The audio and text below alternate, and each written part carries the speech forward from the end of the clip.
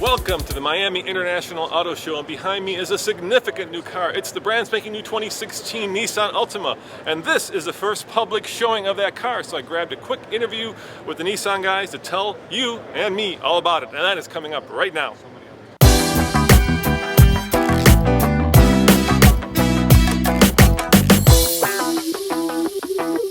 Looks like a baby Maxima to me. Well, you know, the Altima with its new redesign absolutely continues our family of look, and this one is called the Energetic Flow. If you look at the front grille, and what we know as the V-Motion grille that was also used in Maxima and the all-new Murano, it continues that theme. Fluid lines across the grille and the boomerang-shaped headlamps continue through this new design. Now, is this car bigger than the outgoing model? It looks a little bit bigger.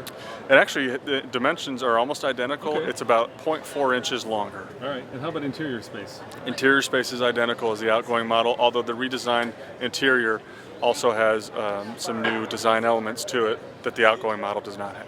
All right, let's talk about the inside. What's new on the inside? New on the inside is really what we call the gull wing design. So we've reconfigured the entire center stack. We've reconfigured the front dash as well as the door panels, and you'll see much more of a flow to that design, as well as we got some customer feedback about how they'd like cup holders and access to certain storage compartments, of course, auxiliary power and USB ports, all those kinds of things that customers are looking for nowadays. And how about under the hood? Anything changed there? Under the hood, the powertrain itself, in terms of displacement, is the same. So we have a 2.5 liter i4 as well as a 3.5 liter V6. What I will tell you, as much as this car has changed on the outside, it has changed dramatically on the inside. We've changed compression ratios on the i4 to be able to deliver an extra mile per gallon. So this car now gets 39 miles per gallon, which is best in class.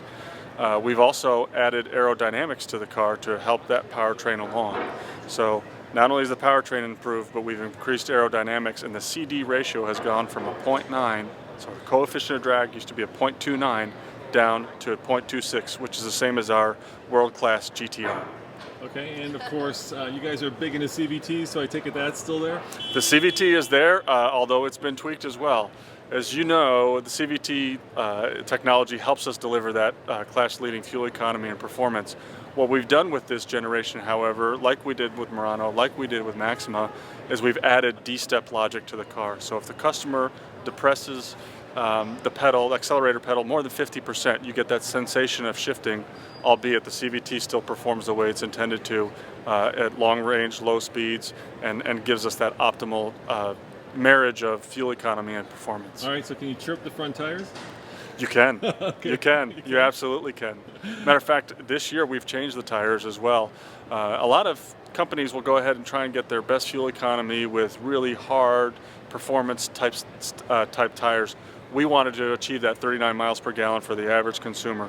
So with the all-new tires that we've put on this, both on the 16, 17, excuse me, not both, but all three 16, 17, and 18-inch wheels will have new tires that give you great grip, great hold of the road, great driving sensation, as well, of course, as the performance. All right, and of course, the two biggest questions, actually three. I'm going to give you the softball one first. Okay. What's your favorite part? My favorite part is that this car will be noticed as a full redesign from inside and out. And we're really proud of two things, the design, but also all the changes. There's huge amounts of technology that have been added to the car.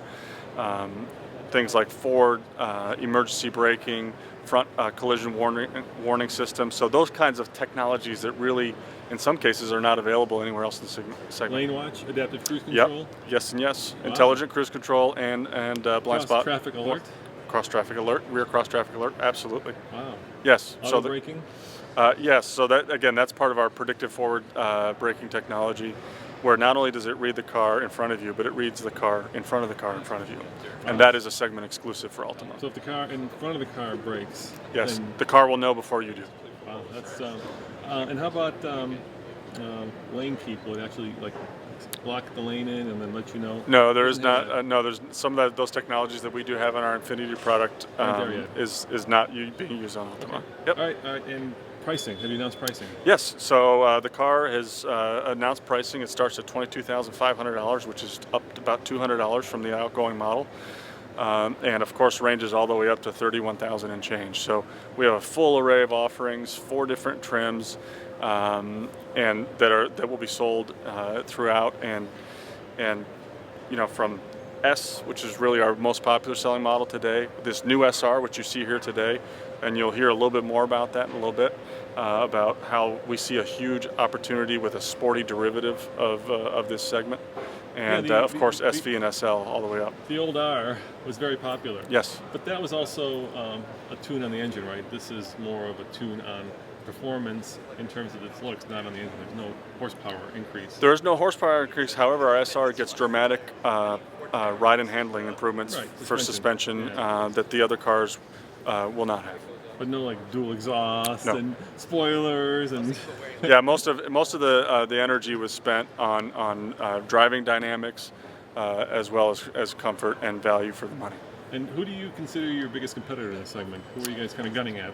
Well, you know, this car actually has, people don't realize, has actually gained 60% of volume in the last 5 years, which is tremendous, more than anyone else in the segment. But our top 2 competitors typically are Accord and Camry, and of course we always keep our eye on Sonata and Fusion as well. Those are really the big 5 in terms of volume when it comes to this segment. And in fact, those first 2 and ourselves do 65% of the segment's volume between Camry, Accord, and Altima. And if people like it and want to buy it, when will it be at the showrooms? We start shipping this car next week, so we're very excited to be able to deliver that for folks. Is there, of course, you don't like to talk about future products, but is there any hybrid coming, or any, even a hotter hatch version of this coming? As far as we know right now, what you see is what you're going to get, and any future products announcements, of course, we'll make when they become available. At TFL Car, we make you a promise. You saw it first on the Fast Lane Car, and that is why we're bringing you the Altima before we drive it next week. A little disappointed that there's no hot version of the SR model. That's it. But I'm talking about better performance, better exhaust. Well, maybe that's still coming, because I know that some of the other Japanese automakers are going in that direction as well. As always, this is Roman reporting for the Fast Lane Car. Check out tflcar.com for more news, views, and of course, everyday real-world reviews. See you next time. Ciao. You saw it first on the Fast Lane Car.